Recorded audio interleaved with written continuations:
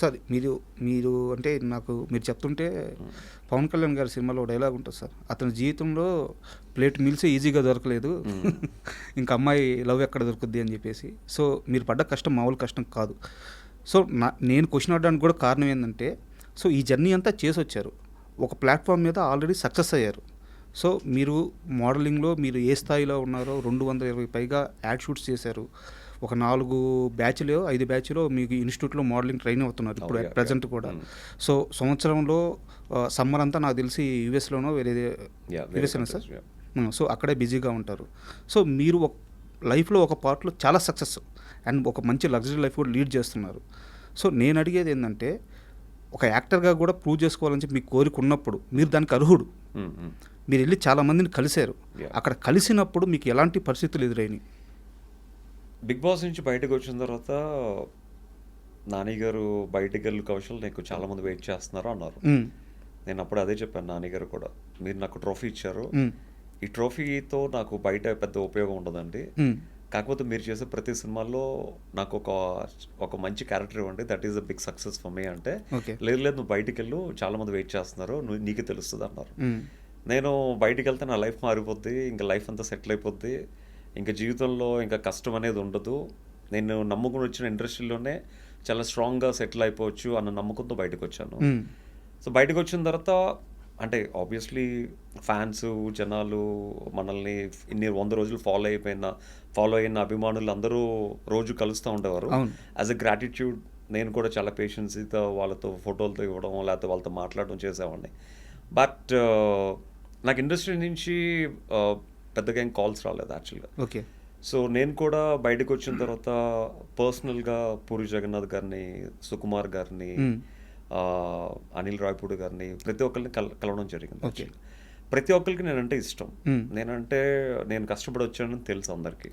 ఇండస్ట్రీకి ఒకప్పుడు మోడల్స్ లేనప్పుడు నేను మోడల్స్ని ఇంట్రడ్యూస్ చేశానని అందరికీ తెలుసు. ఈవెన్ ఇన్ఫ్యాక్ట్ పూరి జగన్నాథ్ గారి ఫస్ట్ ఫిల్మ్ బద్రికి మొత్తం కాస్టింగ్ కూడా నేనే చేశాను.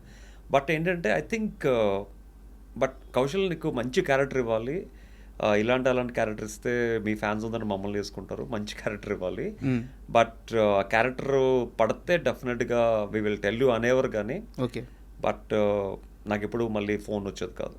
అంటే ఒక డైరెక్టర్ని మనం 1-2 సార్లు కన్నా అంతకన్నా ఎక్కువ సార్లు మనం అడగలం.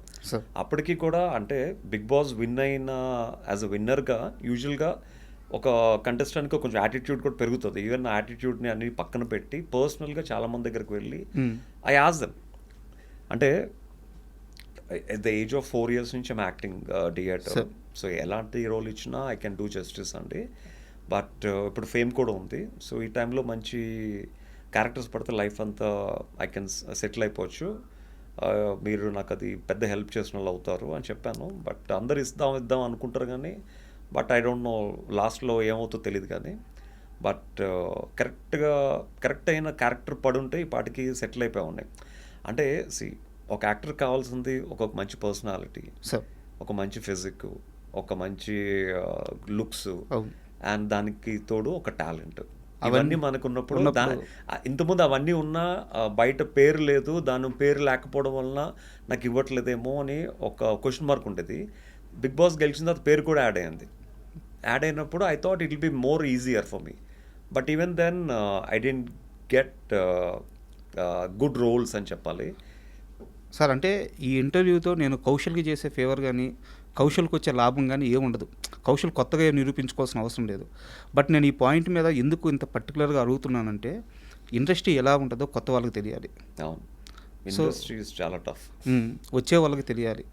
ఈరోజు రాత్రి బస్సు ఎక్కి వచ్చేస్తే రేపు ఉదయాన్నే షూటింగ్ మనకి షార్ట్ పెడతారు, కెమెరాలో కనిపిస్తాము. సో అంత ఈజీ కాదు.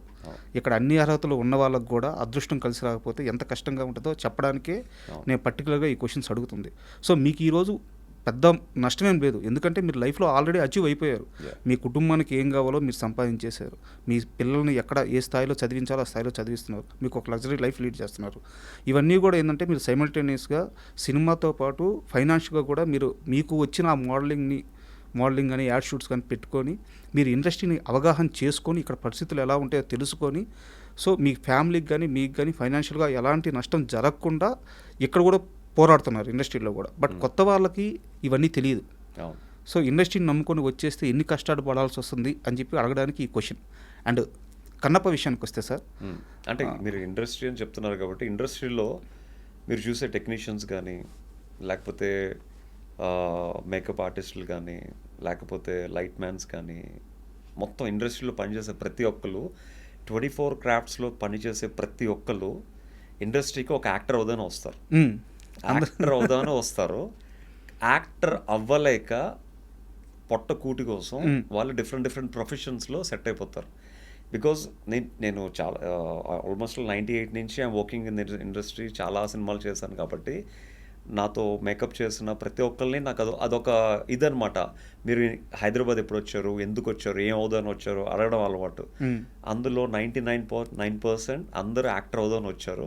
కాకపోతే ఛాన్సులు దొరక్క కొంతమంది జూనియర్ ఆర్టిస్టులు సెటిల్ అయిపోతారు, కొంతమంది టెక్నీషియన్స్గా సెట్ అయిపోతారు, కొంతమంది డైరెక్షన్ డిపార్ట్మెంట్లో సెట్ అవుతారు. బట్ ప్రతి ఒక్కడేమో టు బికమ్ అన్ యాక్టర్. కాకపోతే వాళ్ళని విధి ప్రకారం డిఫరెంట్ ప్రొఫెషన్స్కి లీడ్ చేస్తూ ఉంటారు అన్నమాట.